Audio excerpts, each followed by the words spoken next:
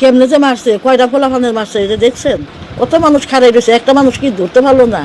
একটা ইমান সাপ তারে কেমনে এইভাবে লাইতে যাচ্ছে, তার কি পাউডার শরীরটাও কাপড় না? কেমন আপনারা সহ্য করতে কোন তো আপনারা বুঝেন আমাদের, আমি কেমন সহ্য করি? আমি এরকম করে লাইতে, এরকম করে কইরা আমি কেমন সহ্য করি আপনারা কোন তো? আমি কোনদিন একটা ফুলের টুকা দেই নেই। আপনারা আসছেন কেমনে, জানছেন কেমনে পারছেন? আপনারা আসছেন এত দূরে থেকে, রোহিতের লগে কি সম্পর্ক, কি খাতির জানি না। আল্লাহ পাকে আপনি করে কেমনে মেহেরবান করে পাঠাই দিছে। আপনারা আসছেন গেছেন, খুব খুশি হয়েছি। আল্লাহর দরবারে শুকরিয়া, আলহামদুলিল্লাহ।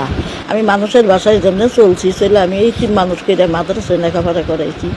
এখন আমার এই বউটা তো শীতল মানুষ, অল্প বয়সে আর কাঁচা চুলে দাঁড়ি হয়ে গেছে। আমার এই বউটা আর এই নাতিদের বুঝছে, আমার নাতিনটা আল্লাহ যতদিন মানুষ করে, আমার এই নাতিনদের যদি আপনারা এইভাবে দেখে হইলে যদি আমার নাতিনদের ভালো জায়গায় দিবেন পারেন, আমি আপনাদের দরবারে আল্লাহর কাছে শুকরিয়া আদায় করি। ইনশাআল্লাহ ইনশাআল্লাহ আপনার নাতিনের পড়ালেখার দায়িত্ব আমরা নিচ্ছি ইনশাআল্লাহ। থেকে বড় হইলো আমার বিচার দা, জি জি জি, আমার বিচার দা কোনো মামলা মহদ্দেও হইতেছে না, কোনো কিছু হইতেছে না, নিতেও আছে না। আমার এই বিচারটা কবে আমি দেখবো,